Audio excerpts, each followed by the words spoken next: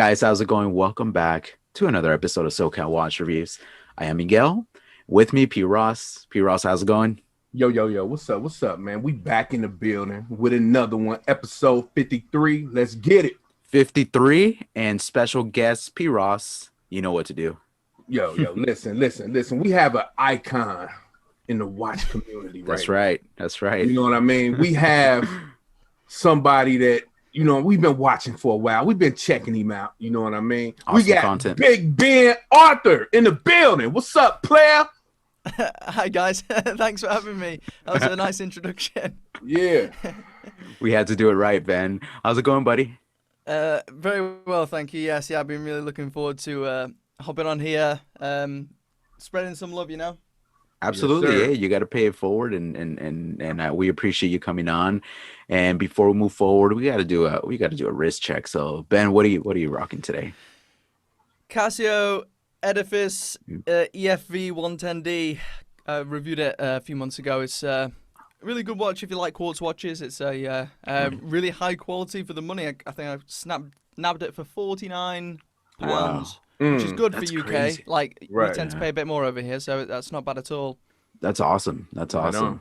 Yeah, I've never seen one in the metal, and actually, I had a conversation with P. Ross yesterday, and he was telling me about the Casio Duro. Never seen one in the. I have some Casio G Shocks, never seen the Duro, and I'm letting the cat out of the bag a little bit, but he's working on a video of an Invicta Pro Diver with an NH35 versus a Casio Duro, and P. Ross honestly told me, he's like, hey, that Casio. To me, in my opinion, it's better than the Invicta. So I'm curious to see that video. In a lot of ways. Believe that. All right. Yeah, very good durability, very good build quality, Casio. That's what I found over the years. That's Yeah. cool. P. Ross, what are you rocking? Seiko. Can y'all see that? Yeah. A I little can't see bit. the model. I can see it's a Seiko. Seiko Quartz. SKS 575. Yes, sir. Very cool. I thought you were gonna wear the Vincero or the movement. I don't own a Vincero or a movement yet. So. Yet. He wants to make sure this podcast lasts more than 5 minutes in case I switch off. Yeah. Well, in honor of Ben, I am wearing my movement watch, which I got from. No, I'm just Very kidding. nice. My vintage Gerard Perigo. But, hey, you missed a gag, P. We spoke last night, and we're like, Uh-huh. hey, we're gonna wear watches that resemble Vincero or movement, and we're gonna Yeah, drop them on Ben. You know what? Of course I you did. forgot all about that. Oh, because Let's I was- start over. Go put it on. No, I'm just kidding. I was doing a lot of drinking last night. So Oh yeah, he was. I called him yesterday. He was almost crying on the phone. I'm like, what is going on with this guy? very emotional, very emotional. Very emotional. Do you get emotional when you drink, Ben? Maybe actually, especially when watching certain movies. I mean, it depends. Worryingly, not like romantic comedies or anything like that. I don't get emotional at them. Sure, Ben. It's more like I promise. No, it's more like I enjoy cinematography a lot. So Oh, as you might okay, be able to tell. So like if I see something nice, I don't know, gets me feeling a bit strange. Right. Yeah, that's cool. I think it happens to a lot of us. As long as you're not one of those guys that drinks and gets angry for whatever reason. That's weird. Right. Yeah, we get that a lot where I'm from. You have to avoid bet. getting knocked out at nightclubs. That's funny. So speaking of where you're from and where you're located and who you are, why don't you, there's a lot of people listening, I'm sure, that know who you are. I'm sure everybody knows who you are. But for just a few people that don't, why don't you do just a quick introduction, kind of backstory, and just let people know who you are? Yeah, sure, yeah. So my name's Ben Arthur. Currently I run the Ben's Watch Club YouTube channel and blog. Grew up in Nistoke in England. Had a fairly standard and boring life until like 2014, 2015. Was training to be a teacher. Wasn't going particularly well. Started making YouTube videos. I started off with loads of rubbish stuff years ago on other channels like video game and stuff. That went terribly. After like a year and a half, 2 years, 300 subscribers. Then made another attempt, which was my Ben Arthur channel, which went much better. Yeah.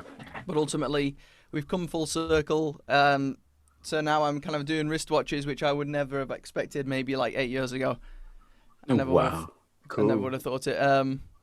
Yeah, that's kind of my story. Honestly, it's not the most exciting in that regard, but it's kind of, I think it may be a different angle to what some of the other Yeah. people we've had before in Yeah, for terms of sure. I getting Right. into mean, the wristwatch scene. it's Mm-hmm. pretty interesting the way that you got into it. So for, just for a point of reference, how many subscribers did you have on your first channel? The Ben Arthur channel. So the Ben Arthur channel, I think at the moment it's got 116,000 subs, That's and we've crazy. ditched it. Mm. Which We'll go more sounds into like that in the it's future. Stupid, doesn't it? It's Right. crazy. It's crazy. Yeah.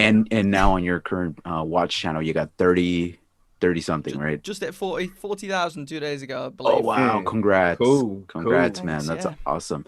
So, what got you into watches? Obviously, we all have different origin stories, but Yeah. I've worn watches probably ever since I was like early teenager. So I've always kind of had a watch, never anything that was particularly horologically significant, let's say. My dad always wore Cassios, like the F91, oh, for okay, cool. years because he works as a plumber, so he has to have something on his wrist that's durable, and that fits the bill. Cool. But I was never really kind of into watches or really cared about the watches until my fashion channel, and then I had a lot of these fashion brands reaching out to me. I noticed that lots of these YouTubers were kind of like ramming fashion watches down your throats and all this. So Yeah, I kind of made myself at that point almost like the test dummy for those sorts of things. So I figured I'd try them out for myself, see if they were actually any good, because there were some very bold claims about the quality of these watches, which I just Right. thought, even with my really limited experience, I thought, there's no way some of this adds up. So I decided to get some of them into the channel to kind of do a basic review, compare them to the few other watches I had at the time, and see what they were actually like, to give an honest perspective to the viewers. okay.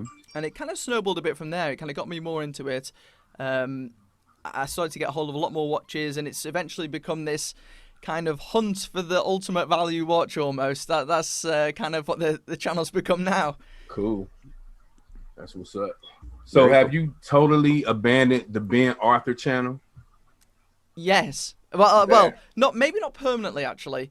At first, I was hoping to kind of keep both going alongside one another, because obviously it's like a lot of subscribers and potential views to abandon, if you know what I Yeah, mean. right. Yeah. And to some people that would just seem like suicide. Would never want to even consider that, which I understand, but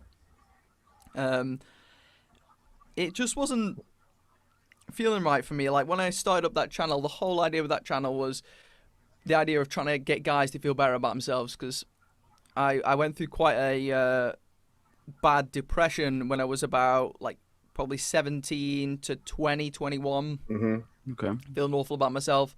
Eventually managed to get over it after a lot of hard work. And the whole idea of that channel was set up to help other people to hopefully stop feeling that way, because I think that mental health for lots of people is like really overlooked, and feeling good about yourself Yeah, is quite absolutely. important to your own confidence in it. So, but then I kind of realized that I'd said almost all that I needed to say kind of on that channel. I know that there's these other channels out there that are supposedly dedicated to making you look and feel better, but in my opinion, they're just milking the cow dry like that poor cow. There's nothing left of the cow. Absolutely. And whereas I felt like I'd said all I needed to say at that point, and that if I was to carry on, it would just be me unnecessarily stretching stuff. And I had a little bit more stuff to do with hair loss maybe planned, but ultimately I felt like going into watches was kind of a natural progression, because I noticed that some of those videos on the old channel that I did about some of those wristwatches, they were tending to get loads and loads of views, some of them. And I really enjoyed making them. I've always enjoyed like the aspects of like comparing things to one another. Okay. It's like a weird OCD thing for me, so it kind of felt like the perfect entry point into wristwatches.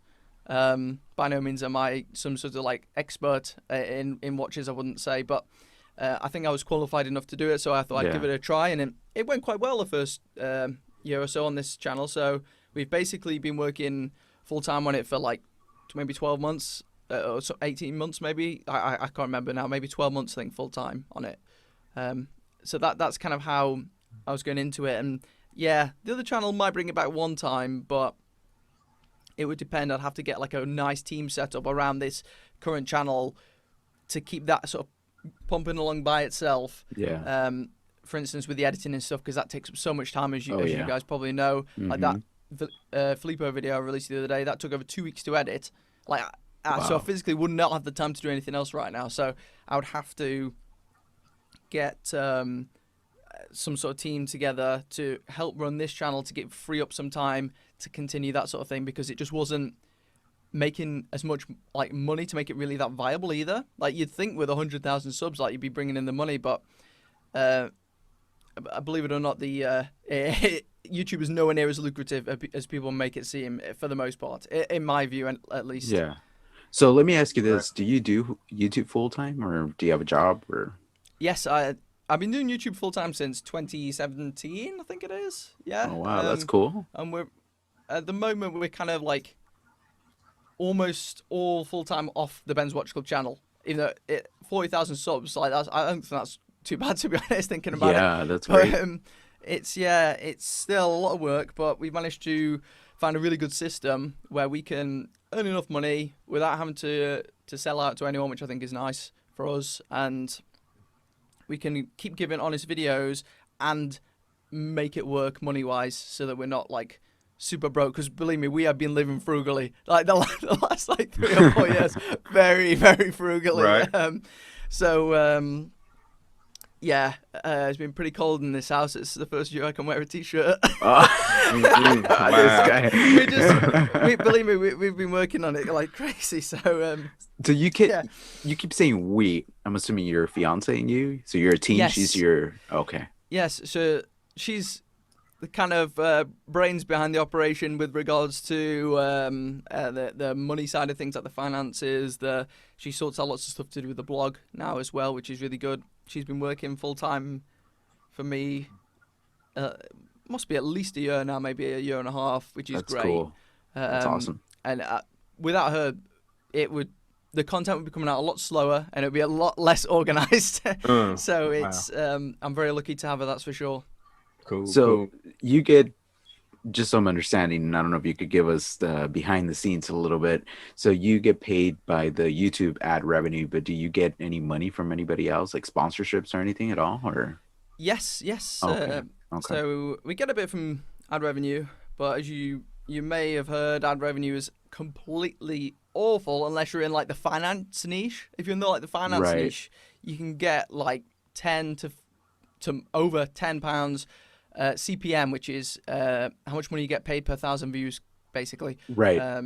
You can get a fairly decent chunk of money for doing it that way, and if that was the case in the watch niche and basically every other niche on YouTube, I would have no worries and I could just survive off ad revenue. But unfortunately, the ad revenue for basically anything outside of finance and stuff like that is terrible. Absolutely terrible. You can get 1 million views on a video and not crack £1,000, which is awful considering the amount of effort that goes into it. That's which crazy. is like, because I know I've seen a lot of people that are saying, oh, it's frustrating, like I can't reach the monetization requirements, like the 4,000 hours watch time and stuff. Yeah. That's me. But you needn't worry, because I swear, like, even if they lowered it and let you in, you'd be getting so little money it would almost not be worth it anyway. Like, you have to really structure your income sources in order to gain any sort of noticeable income at all. Like, even if you wanted to do it as just like a side hustle thing, like, Yeah, so at for the moment sure. we've not only got the ad revenue, which makes up a small portion of our income, but honestly it's like not much at all. We do a lot of work with like affiliates and stuff, as you may have noticed from that video I mentioned the other day. We get like a really small cut from most sites, like 3-5% commission on stuff when we sell it through the affiliate links. That's a massive portion of our income at the moment. And then we also have some sponsors that you see on some of the recent videos who've teamed up with like Squarespace and stuff, which is really cool because we already use that stuff, which is brill. So all in all, it all comes together to make up like just enough money to keep us going. It's not a celebrity lifestyle, but we're doing a lot better the last 12 months, I have to say, than we were before. That's awesome, man. Pretty dangerous Congratulations. I tell you about celebrity, okay? Because I have a story. Oh, get into it, because this is gonna segue into like the real talk about watches. So go for it, Piro. I have a story. You better tell your wife to stop calling. Nah, that's Maybe that's the celebrity's calling him. That's his agent. Nuh-uh. He's getting him hooked up. Like, So it's the guy. Don't tell the story. right. So I'm at work maybe 2.5 years ago. And like I said, I discovered you through the Ben Arthur channel. So I'm sitting at work, and the guy I'm working with, he's really into movement watches. Like, he loves movement watches. Like, he don't buy nothing but movement watches. You understand what I'm saying? So yeah. I'm sitting there, and you just scroll through YouTube, then I see one of your movement watch good or something like that, or is it trash or something? And he looks at it and he says, "What the fuck is this guy talking about?" Tell him how many watches does he have in his collection? How many movement watches? He has about 50 to 60 movement watches in his collection. Mm-hmm. Yep. Yes. No. Yes. P. Ross needs to make a video in his house. Yes. He needs to go to his house and do a video. That would go viral. That would be a viral video right there. Right. So he like, what the fuck is this guy talking about? So I just start laughing, and I click on a video, and then like just your facial expressions and the stuff that you're saying is infuriating him, right? And I tend to have that effect on some. And I'm looking at him like, damn, is he for real? Like, is this real? So he looked at me and he said, "That motherfucker is wrong," because he like one of these country dudes from Kentucky. You know what I mean? From down south. That motherfucker is wrong and he don't know what the fuck he's talking about. Movement is great. So I'm looking at him and I'm like, you really mad? But then he said, let me tell you something, because I'm a big Prince fan, as you can see with the posters in the background. So he said, what if somebody told you Prince didn't write none of his music? How would you feel? So as a Prince fanboy, I said, yeah, I could understand that. So it became this thing to where every time you would drop a video like the movement versus the Daniel Wellington, I would play it at work. Just to piss him off. And it would just infuriate him, man. I mean, and he'd be like, look at my watch versus your watch. And I'm like, yo, whatever, dude. I ain't got time for this shit, man. I don't want to argue over this, you know? So I actually went on like Alibaba, AliExpress, and I found like the movement clone that they got it from. Yeah. And I'm like, look, this motherfucker costs $2. Well, that ain't right. They stole that from movement. You know how that listing was probably there before. Right. And I'm like, I mean, he got mad. And when you see his collection, it's like he got it up under lights. Oh, wow. You know what I mean? Like, it's crazy. Yes, it's like showcasing them. Right. And I'm like, he bought the automatic.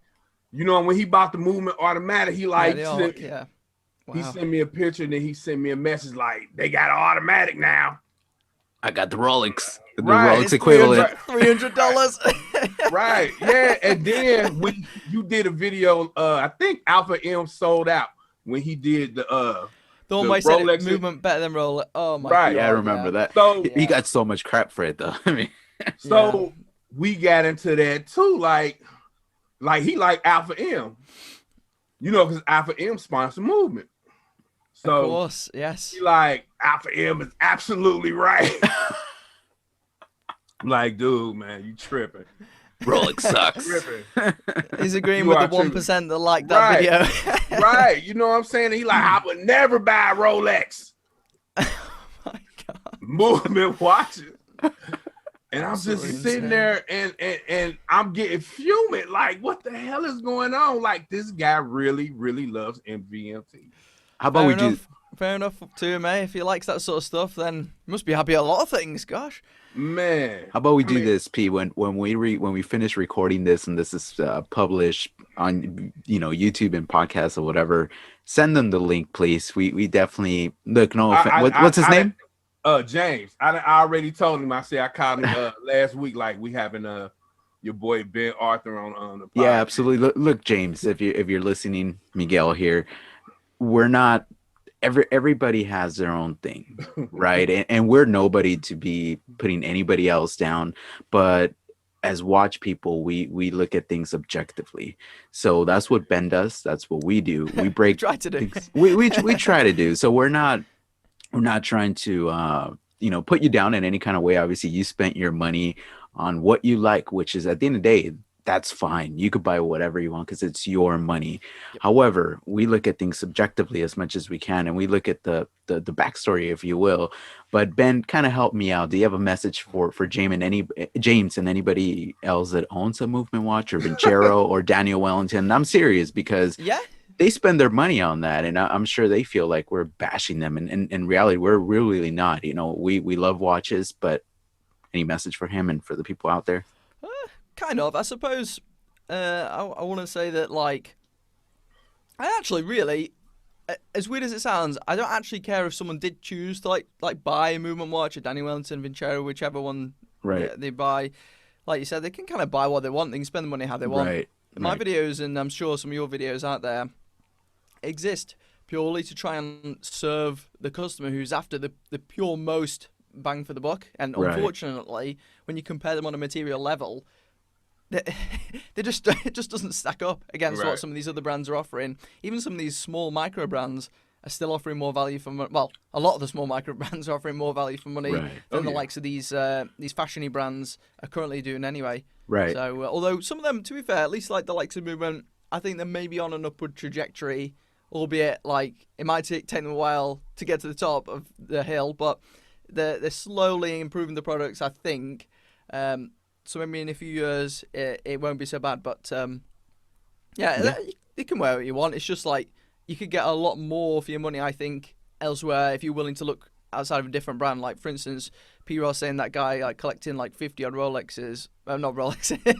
Ooh, Better than Rolexes. Sorry, they're better than Rolexes. 50 odd movements. Like, gosh, you could have much more variety for that money and have still plenty to wear. I think by going for different brands, like, just don't restrict yourself to one brand. right. Yeah, I absolutely. mean, I actually tried to convince him to do a YouTube channel and on Movement. You know what I mean? And I'm not sure that would go down too well. We could see. Maybe yeah, I it would. know. Maybe it would. I don't know. It probably would, but he's just, oh my god. And then what was so crazy was one of the guys from Theo and Harris had did a video on Movement, and he had bought an automatic, and he was like speaking highly of it. And he showed me that video. He said, I told you, look, this guy's with Theo and Harris. And I'm like, oh my God. I told P. Ross, I'm sure they got paid. Right. There's no way he just bought the watch. Oh. And yeah. Oh my God. Yeah. I'm like, okay. It's a bit different, isn't it? When you buy something rather than when a brand sends you something. And the thing is, on the viewer's perspective, like you briefly mentioned earlier, Miguel, you don't know if someone's been told something behind the scenes, like what to say. Right. You never really find out that stuff. Right. And it's only when you dig deep into like a brand that stuff comes to the surface. Right. Because as a customer or otherwise, just trying to do your due diligence and search a review online, it's a kind It's of hard. a bit murky out there at the moment, isn't it? You have a real Absolutely. mixture, not just of mixture of opinions, but potential biases induced in there as well. Right. No, absolutely. Well, let's go into, I guess, a more fashion side of things, since we're talking about movement and all that. In your opinion, what is the difference between a fashion watch and a quote unquote real watch? It's a bit of a murky line. I think, in my opinion, a fashion watch is probably just something that's purely worn for aesthetic purposes, because Okay. even though there's some great looking like real watches, like young guns, let's say, Yeah. they look amazing. I can't ever see someone who was after a fashion watch would ever buy like a Young'uns, honestly. Even though watches generally, I'd say that looks is one of the most important factors, possibly the most important factor when you're gonna look at to try and buy a wristwatch from somewhere.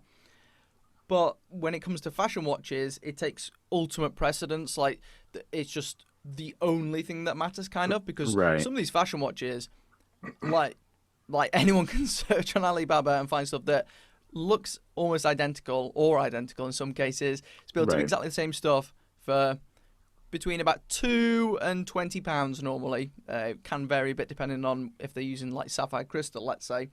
But you can normally find something they're making a profit on it for £10, Right. but then these other brands are selling the exact same stuff, in my opinion, for like £100 and odd pounds. So clearly the person buying it Right. is in no way caring about the materials in the piece. Maybe they don't even know what constitutes a good watch in some cases because they're not bothered, and that's fine. But that would make it a fashion watch in my eyes. If the pure reason someone's bought it is just for the looks, that's the reason in my mind. Yeah, it's a great answer. I mean, I agree with you, man. It's Mhm. and I think that's why most people that aren't really necessarily into watches, they look at something and they go, "Ooh, that looks pretty," or "Ooh, that looks expensive." But it's like, yeah, it looks, but it's not. You know, once you look at the Right. mechanics of construction, you're right. You know, it's a completely different monster. But you got to give it to Movement. I mean, they're a marketing machine, awesome marketing, and their watches are not ugly looking watches. You know, they're appealing, right? That's why so many people buy them because they don't look ugly. Yeah, yeah, But at the Right. core, they're not great watches that are going to be a generational item, you know, and something they're going to retain value at all, you know. But to each his definitely own. not. Oh yeah, the value falls off a cliff. But also like they make a real good effort to make them look good online, like Of more so even course. than in person. Like honestly, in person, I've had some of them in the studio. That Arc which is the automatic one. That's the only one that I've had and thought, yeah, that's quite a good looking watch. Like the other ones, they look amazing online because these renders that they're doing. Some of these like other brands need to invest in some of this stuff because they can make the watch, even if it is really cheap looking, they can make it look super expensive. And I think that's often how it plays into this social media thing. People see them on Instagram. They look amazing on Insta, these renders do. And people pull the trigger as a result because they want something that looks great. And that can be the difference between choosing that brand over like a Seiko, whose stock images look like a child's just taking them on a telephone. Right. Not Right. It's just true. Seiko, man, and everybody. Like a lot of brands are doing a great job now, but yeah, you're right. I mean, Movement did an amazing. Oh, not just Movement, but Jero and Daniel Wellington, and all these people. Yeah, they're marketing geniuses. And then, you know, like you said, when people see this and like, oh my goodness, that looks like $1 million for $120. I'm gonna order it, right? So then they get it, and they don't know better. They're not gonna do what we do. They're not gonna pull out a macro and do this and play with it and keep track of the time and do things that we typically watch guys do. They're just gonna look at it and be like, oh, this is pretty. I got a bargain on this, and they're just gonna wear it and enjoy it. You know what I mean? And that's fine. But don't be thinking that you're gonna get that watch and go into a watch meet and be like, "Hey, look what I got," you know, because You get laughed out of the place. Movement. it's not gonna turn out well for you. All right. Speaking of fashion watches, you really have exposed brands like Movement, That's right. Vincero, Filippo Loretti. You just did the documentary, which was hot. Yeah. What was your intention behind that, and have the brands contacted you directly? Right, that's it. That is a good question. So in terms of contacting me, Movement contacted me and sent me some watches years ago. I think it was like 2017 maybe when I had the fashion Mhm. channel. Right. I did some like live stream unboxings. I don't know if you can still watch them on the channel or not. I did some live stream unboxings followed by reviews. Yeah, it didn't end up very well for them. Felipe Olivetti, as you might have seen in the documentary, they've been bombarding me like it's a total of 13 times because Yeah. you see like 6 threads, but some of them are like multiple, like they sent multiple in the same Gabriel. thread somehow. So it's like Mhm. 13 in total. Yeah. So they really were trying to pushing me to promote their watches in some way or another. And then Vincero, um, I bought one of those with my money. I can't remember, to be honest. I don't think they ever actually approached me to promote them, which is uh, maybe the best decision on their part. Although I did years ago, like 2016 or something, I reached out to see if they would send me one like a review or something. And they said no. This is before I did any of these other videos. This is because they said no because I wasn't big enough or something. I can't remember how Right. many. I had. It must be a few thousand subs, and they wouldn't send me. I think I had like Wow. 8 to 10,000 subs, and they wouldn't send me a watch. That's weird. So ultimately, when I did get hold of one, it's because I bought it. But in terms of the intentions behind such videos, it's interesting actually because those videos, lots of the sort of more negative videos about these brands. Some people could call them exposés. That's fair enough. Um, Yeah. they were never made, any of them, including this last Felipe Loretti one. They're never made with the intention of exposing a brand, believe it or not. In that it comes across a bit like that. Okay. I feel like my whole philosophy with this channel especially, but also a little bit to the extent with the other channel, my old one, is to serve the viewer as best as possible, to serve the potential customers and help people to make the best purchasing decision with their money, which Okay. involves me being, in some cases, brutally honest about certain products which I think are mega overhyped, or if there's like certain scummy deceptive tactics behind the scenes to market them. Yeah. I will absolutely tell prospective customers that purely because I want to help people make the right decision with their money. I don't like the feeling personally of buyer's remorse, and I don't like the idea of other people having buyer's remorse and being sold out. And half of it is as well because I'm someone who loves to do my due diligence before buying products. I'm like kind of obsessive about it because I love getting the most value for money possible, as you may have gathered from my videos. Yeah. And for other people wanting to do that, at the moment it's uh, a little bit misleading because you'll search for like reviews of products, and it'll be filled with lots of paid reviews, which in my opinion don't even constitute reviews. They should just be labeled as adverts. Like, I don't know how that's legal, to be honest. Yeah.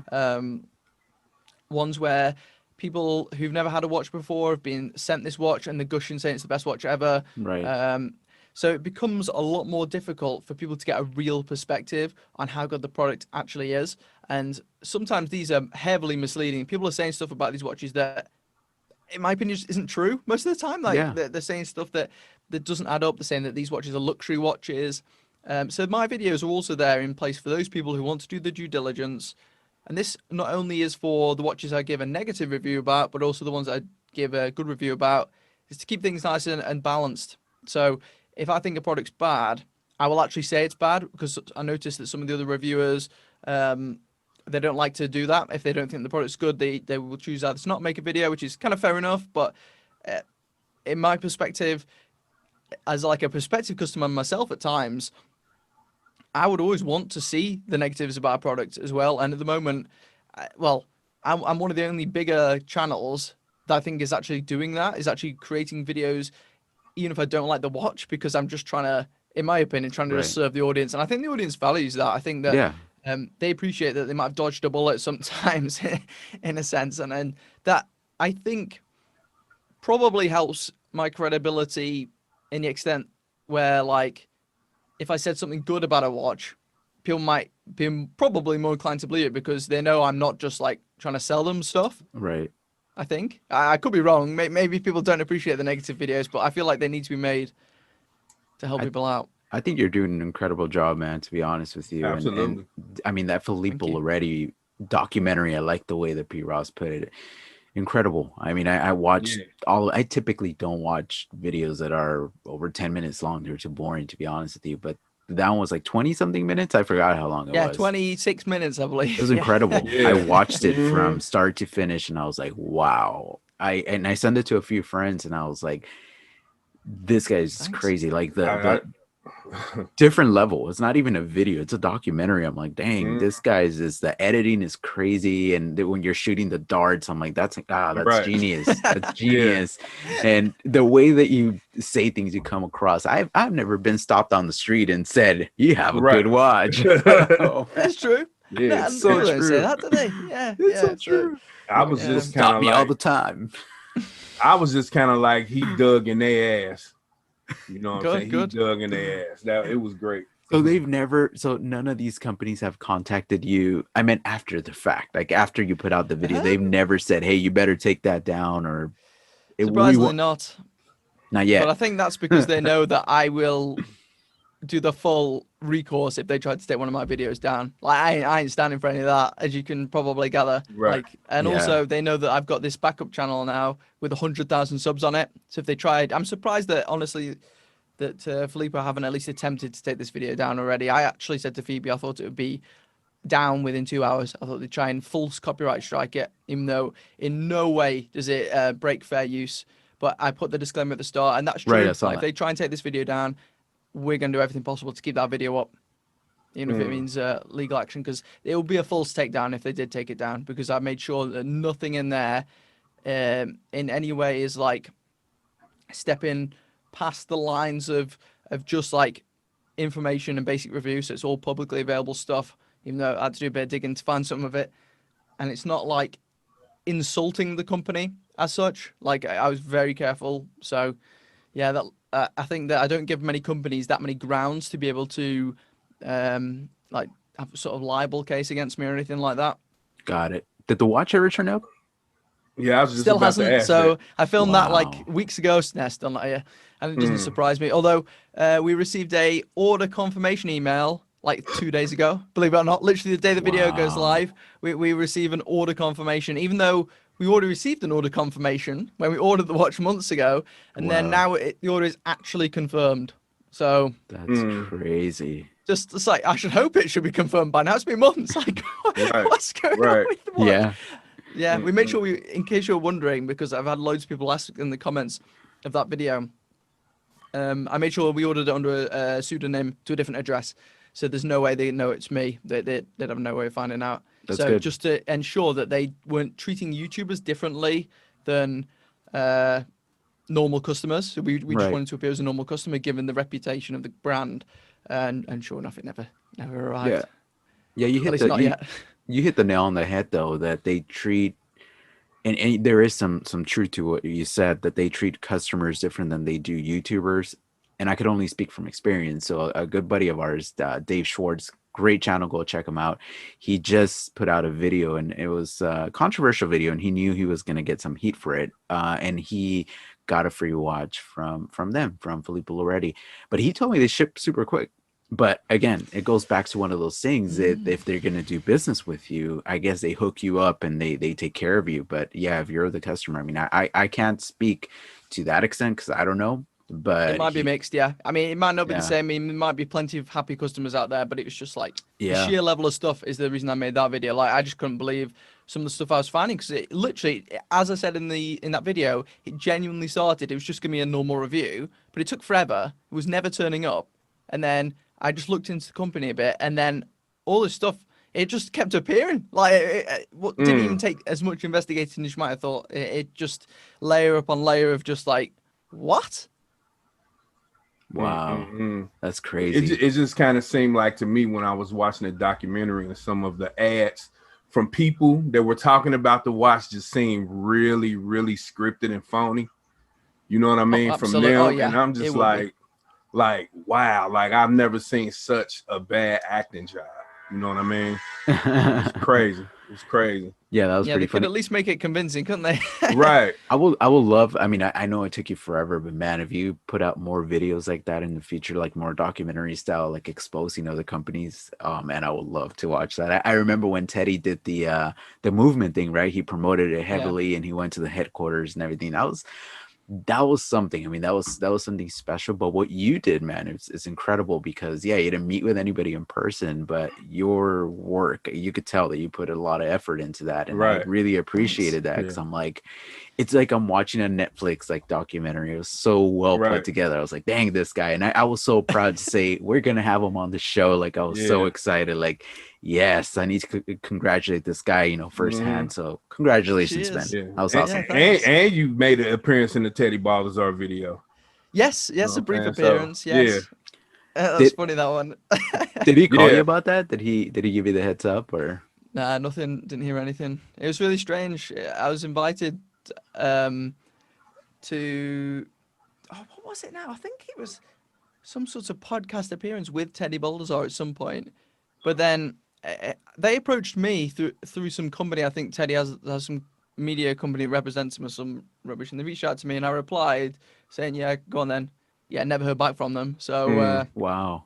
don't know what's going on Right. there, but maybe they think I'm too controversial. I Yeah. don't know. Well, Teddy's in the next level now. Obviously, he's an AD for a bunch of different companies. Hopefully, we get to have him on the show at some point. That'll be really interesting to talk to him. guest, yeah.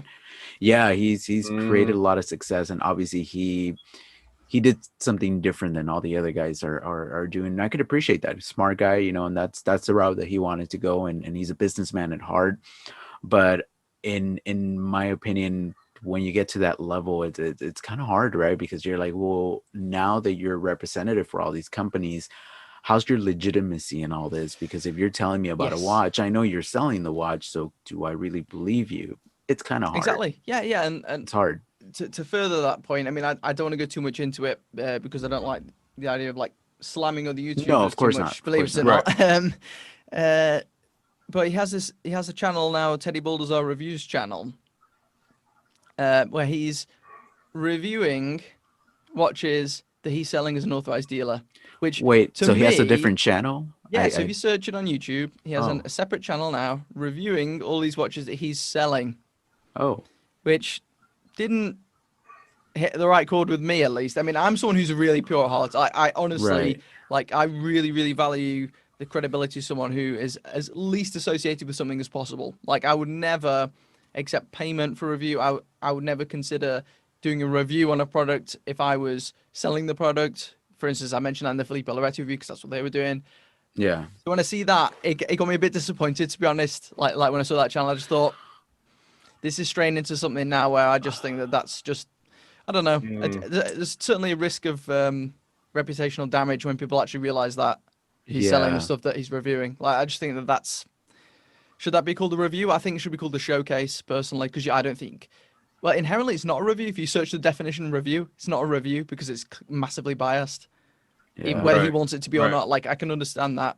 But yeah, I just think it's people should just know that exists. Yeah, and I don't think there's, and again, I didn't even know that existed. But in my Yeah. opinion, if I was in that same position, yeah, I would probably word it a little bit different. Showcase would be a good I think thing. that's Right. fair enough. That's what And Linus Tech Tips does. Yeah. yeah, absolutely. And there's Yeah. absolutely nothing wrong with that. But you got to be very careful when you are objectively showcasing the watch and saying, oh, this is good, this is bad. You really can't say that. You just say, hey, look at the lines, look at this is what it features, sapphire crystal, this is what you get, this is how much it costs. If you're interested, go to my website, check it out. Right. That's about it. But you cannot say, well, in my opinion, this is good and it's better than, no, you can't do that anymore, you know. So I don't know Right. what Teddy's doing, and I respect the guy, you know. I've liked him for Oh yeah, for a long he's time. done a lot.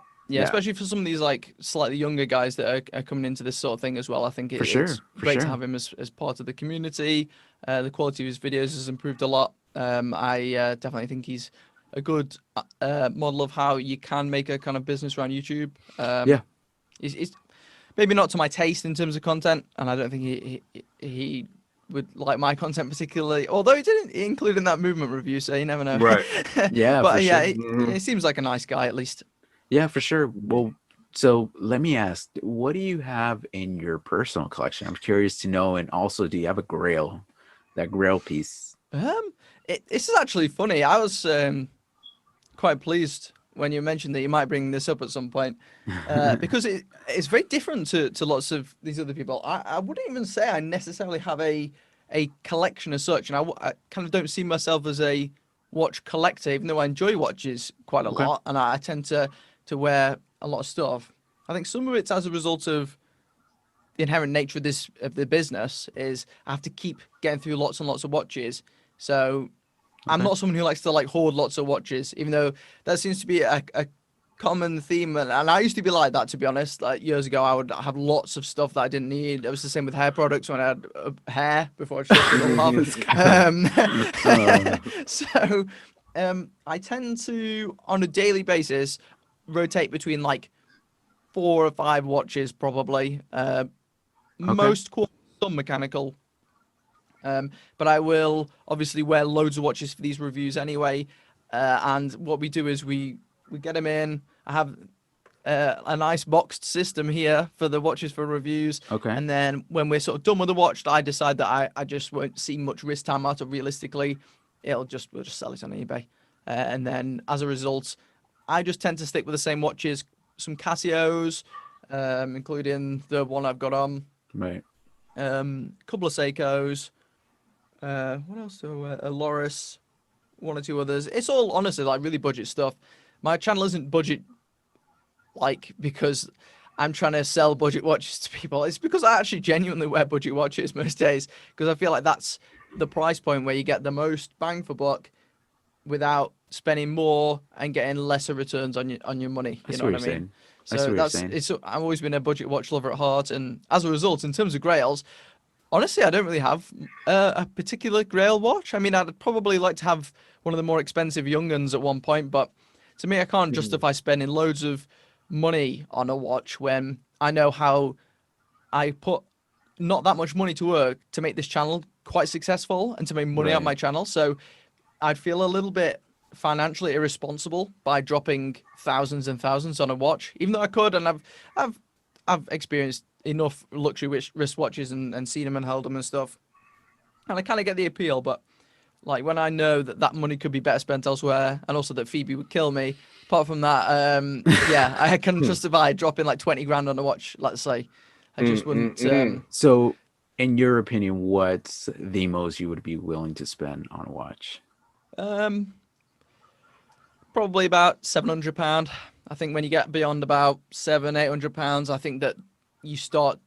It becomes subjective, kind of from that Yeah. point. Like you get an objective amount of materials for your money when you get to these sort of price points, and when it hits a certain point, without a microscope, you can't see the differences much. Like even with a macro lens on my camera, like sometimes you can barely see the difference. And when it gets to that point, it's just like you got to think to yourself, what are you really paying for? I mean, I think after that point, you're not paying for materials anyway. Are you? It's all Marketing. the marketing, the Yeah. brand, potentially resale value at some point. So as a result, yeah, probably the max I'd ever spend, probably about 1,200 quid, unless like I was like a millionaire, in which case if I magically became a millionaire, which I think is quite unlikely, I could maybe consider dropping like 5 to 10 thousand on a watch at most. Definitely no, I'm never any more than that, because Mm. I just know that I built this channel off like I started this channel, the one before, with such a cheap amount of materials, and that's grown into this, and I can never justify just dropping that on a wristwatch. I mean, I enjoy watches, but it's definitely a hobby, not an obsession, shall we say? Well, he's lucky, P. Ross, because we are Yeah, obsessed. We are in the deep end, my obsessed like friend. Help crazy. us. Help us. Yeah, damn. Oh So, man. what's your opinion on homage watches? This is interesting as well, because my thoughts on them have changed a little bit. I used to think, going back like 2 to 3 years, I was all for them. In fact, I would probably say I watch more videos about Homage or Homage, however you want to pronounce it. I don't know what the real pronunciation is. Them type of watches. I was all about them because the idea of getting something that looked like an expensive luxury watch for less, and I love the idea of that. And often from some of these like Chinese brands, especially, you can get like mega specs for the money, can't you? So Right. it was very appealing at first, but as I've got kind of more into this and spent longer covering wristwatches, I've really grown to appreciate like original design more, uh, to the extent where now I don't see homage watches as fake watches, but they're not much above it now, in my opinion. Even if the specs are good, because I kind of think, well, you've just stolen the design. Like I think a lot of the effort that goes into making a wristwatch is the time that's spent crafting the design, Right. and I know that from personal experience. Like it takes so much crafting like a thumbnail, even though my thumbnail's not even very good. Thumbnail, a YouTube video, it takes so long, and I think yeah, I really grown to value the design that goes into a watch to the extent where I never find myself ever wearing homage watches, even though I've had them. I've just ended up selling them all inevitably. So that's why I don't really cover many of them on the channel anymore, because That makes sense. I think, I don't know, I think that tends to be the case for a lot of people. I've seen lots of people who are newer to watches, which is good. I like the presence of homage watches because you can get into the hobby. You can start with the likes of either like a fashion watch, a homage watch, or something like that. But I find that almost all of them will end up progressing onto some of these more like original design watches for some reason or another, and that's very much been my journey with it too. Got Mm. it. Got it. So we asked numerous guests, including Jody, which we had him not too long ago. What is the difference between an homage watch and a replica watch? So in your opinion, we want to hear what you have to say. Yeah. My viewpoint's almost exactly the same. I mean, I watched that one of yours, so everyone Okay. go and watch that one after you finish watching this one or listen to it. And yeah, it's very similar for me. I think there's a clear distinction in terms of the logo, at least, that one is trying to imitate another one. if it's like a fake watch. I mean, I'm totally against like counterfeit goods and stuff like that. I Yeah. think it's super shady. You're just supporting crime if you buy a counterfeit, and also you don't get the same experience. You feel terrible inside anyway. If you buy a Yeah. fake watch and wear it, God, I'd feel terrible. Like saying it was a Rolex. Yeah, it is, but secretly you can't feel confident about it. You know, like you Don't feel look closer. confident about Don't what look closer. yeah. Don't use a microscope. But and then yeah, Homage watches, they aren't exactly pretending to be them because the logo is different, but I feel like they kind of are pretending to be them because the design's exactly the same. So it's like 50-50. I'm probably a bit more negative than Jody's point of view about that thing, I would say. I don't mind Yeah. them. I can see why people like them. Sometimes they can offer great value for money, especially if they're like under £100. But it would be I'd be lying if I said that I enjoy them more than all the time because I just I'm with you, man. And look, Oh, yeah. I'm kind of 50-50, and I agree that Homage watches are not replica watches, and I'll give them that, right? Because they have a different logo. They're not pretending to be the real thing. I get that, and I respect that, right? But like you said, you hit the nail on the head about creativity, and that's what a lot of money gets spent on. And I have an Homage watch, and I just don't find myself wearing it, not because it's ugly, because obviously it's not. It looks like the real thing, and it looks pretty, but just because when I wear it, I almost feel like I'm being fake to myself, because I'm like, Yeah. well, I'm wearing it because I want the real thing and I can't afford it, or I'm not willing to spend the money. So that's why I'm wearing this. But who am I being fake to? Me, because I'm not pretending to be something to somebody else, because they could clearly say this doesn't say Rolex on it. But I just said to myself, you know what, just like you, I appreciate original design, and the brand that I love the most is Seiko. And recently I picked up one of my girls, and I was telling P. Ross, it's a SPB 143.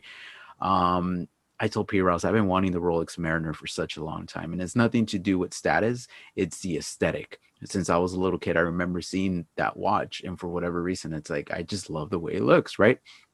So obviously now I'm to watch collecting or whatever. Seiko is one of those brands that is near and dear to my heart since the beginning. And I remember seeing the 62 MAS, right? Their first diver. And I was in love. I was like, man, that's such a handsome looking watch. In my opinion, it looks tooly. It just looks super cool. Right. But it's expensive. I can never buy an original one. Now that they released this one, the SPB line back in June 2020, I saw it and I'm like, perfect. I want that, because that represents to me the originality of Seiko, right? And it's almost like a grail of your Seiko collector. So now that I got it, I could tell you this firsthand. My appetite, if you will, for the Submariner is kind of moving further and further away, and I'm happy because I just your feel like wallet this might be watch. happy too. Oh yeah. Yeah, for sure. And I mean that if you really think about it, like, did you really just drop that much money on a Seiko? It's stupid. And I get it. I get that there's a lot of pushback, including myself. I wasn't going to pick it up because of the price, but once I got it in the metal, I'm like, okay, I could see this different than my SKX, and I wouldn't pay more for a Seiko than this, but I could see the level of craftsmanship is different in the materials used and the machine in there, the movement is different. But again, it just satisfied my craving for a Rolex Mariner, and I'm happy because this is an original design to Seiko, and I'm like, Yeah. I'm happy. It feels different, doesn't it? It feels like It- they have it more of a does. soul. I think Yeah. that's mine. It's like they have more of Yeah, a for sure. yeah. They're more natural. They feel less artificial.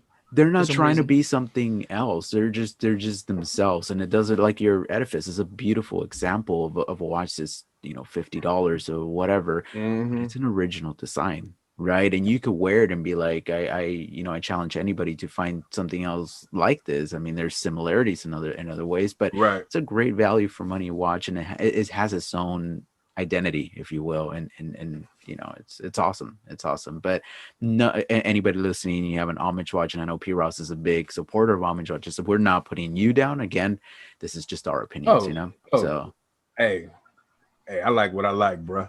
absolutely, Of course, yeah, absolutely. But yeah, I think it's like you kind of move away. Like for someone who's getting into watches, you go from a fashion brand to maybe a Homage watch, and then if you really get into watches, you just start moving away from that and seeing other things that you actually like. You know what I mean? Yep. That has original That design. was, You know what I that was mean? definitely my So, journey for sure. Yeah. Yeah. All right, man. Well, so what's next for your channel? What's next in your journey? What can we expect? When is the next documentary?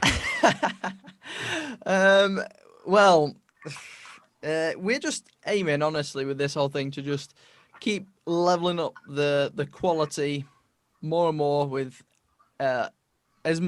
not maybe with every single video, because it's going to be a while before I can produce another one that's the same, like pure like editing quality, maybe as the Right.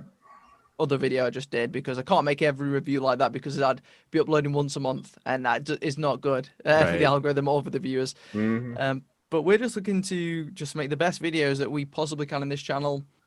Ultimately, it'd be great if we could become one of the biggest channels, but I don't necessarily have any like subscriber goals. Like Okay. I used to think of like, oh, if we could get to this number of subscribers, or if we could get to 100,000 or something, but like I felt like I was thinking about the viewers too much as numbers and not enough as viewers. So I kind of don't mind now. It's like 40,000 is fine. We're doing okay with money, so that's not a massive stress anymore in terms of the channel, because it was a huge stress at one point. We're just gonna try and make the content the best content about wristwatches on YouTube eventually. I mean, I don't Okay. know how much money that's gonna take. So we're gonna have to build a team at some point, but that all depends on how well the channel it grows. We're trying to build this blog more too as well, because we feel like that's an area where we can take some ground off the big boys, and we're gonna go from there. Very cool. Very cool, man. Cool. So now we're the part of the show. We got about 8 minutes left. We talk other things. So Ben, you take it away. Talk about whatever you want to talk about or recommend. Isn't Heat the best movie? 1995. Yeah, Robert De Niro, Yeah. Al that was. Pacino. I haven't seen it in a long time, but from what I remember, Yeah, it's been a it's minute. awesome. It's been a man. minute. Yeah. It's aged beautifully. I watched it. Mm. Phoebe stumbled upon it on Amazon Prime Video for the first time a couple of years back. Maybe Okay. maybe like 18 months ago, man. And I swear, it's the first time that I cried at a movie. What? Ben cries? I cried at a cries? movie for the first time since I watched E.T. as a kid. Oh wow. Oh wow. And it was like a crime movie, and I couldn't believe it. Couldn't believe it. So anyone who's listening, yeah, you gotta watch it, man. Like, Yeah. Okay. there's something magical about that movie, and that honestly was part of the inspiration for trying to massively improve the quality of like the cinematography on the Ben's Watch Club channel. You'll notice, like, I can't remember. There's a certain point. I can't remember when we first watched it. It must have been like 18 months ago. There's a big uptick in the quality. I just wanted to go all in, because that film, there was like an inherent like beauty to the film, and like, yeah, it struck on a different level, like a subconscious level. There's something, even though it was like a action-y crime movie, some sort of meaning you can convey that you don't realize. So that's how I've been trying to approach things. It's one of the reasons I would script the videos to try and leave the audience feeling a certain way after Right. they finish watching the video, kind of like how they've just finished watching a movie. Yeah, That's cool. I know, strange moments in my life. No, that's hey, things inspire us from just different Wow. places. So P. Ross, what you got? You already know what I got. Star Wars, Star The Wars. Mandalorian, season 2, episode 4 was off the chain. If y'all ain't checking out The Mandalorian, I don't know what y'all are doing with y'all life.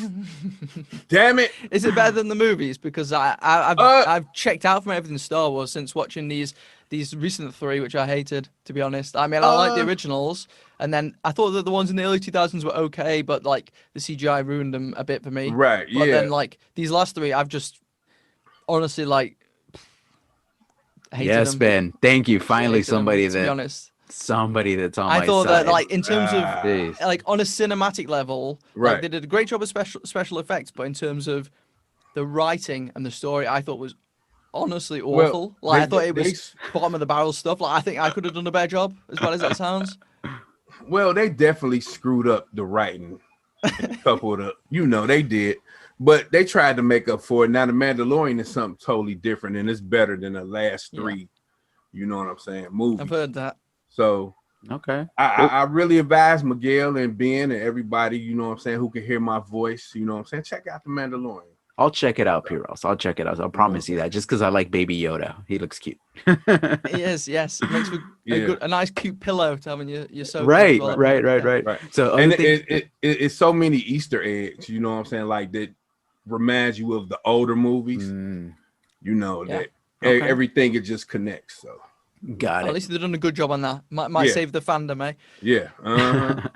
That's funny. So you hit the nail on the head, Ben, as far as saying you want to leave your audience with something when you script things or whatever. And I was of the same mentality, and I am of the same mentality. But as of late, I've been putting videos out where I just kind of go off script, not because I want to, but honestly, because I just don't have time. It's crazy. I'm getting so busy with different things that I'm like, I still like my scripted videos because I feel like that's where I give it kind of my all. But the unscripted stuff, I've been getting some positive feedback from people because I screw up. I'm doing something. I'm like, crap, I dropped something, and I just leave it in there. I'm like, whatever. I'm not a pro, and people like that, but because I don't want to come across as like and I told you this in the beginning, and as people listening, some people may think I have a stick up my ass because of the way that I talk and present my things. I'm not at all. I just do it because I mess up a lot, and I do it because I have a little kid. I have a 5-year-old, and he makes a lot of noise, and that's honestly the reason I don't do things just off the cuff. I do things when he's sleeping, but as of late, he's playing or something, I just pull out my camera and do like an unboxing and whatever, I put it up. But yeah, it's hard, it's hard to have some consistency in your channel and be like, okay, how are we gonna come across, and it's tough, man. It's tough because people hate change, so Oh yeah, they do, and Mhm. it takes a lot more effort than people think just to make a simple short video. I think a lot of the time, yeah. the viewers have no idea, and I don't blame them because they've never tried it themselves. They've never Oh, made a it's video so money. themselves, and Yeah. often you'll notice it's only people who are already creators themselves, like video creators on YouTube or Instagrammers with taking really good photos. It's only once you've tried it yourself that you start to appreciate Right. how some of these like huge channels do such a good job of it, and you never realize until that point Right. that they're doing such a good Mhm. job. You just thought of it as a video, whereas, like for instance, some of these like videos that are like 8 minutes long or something on my channel, let's say, that's like hours and hours and hours of work. Like goes Yeah. into that like day, ultimately probably like 24 hours worth of work for a video. How Right. it's just mad. Like I didn't even know that myself when I started YouTube, or like when in the first year or two of YouTube, like 3 or 4 years ago.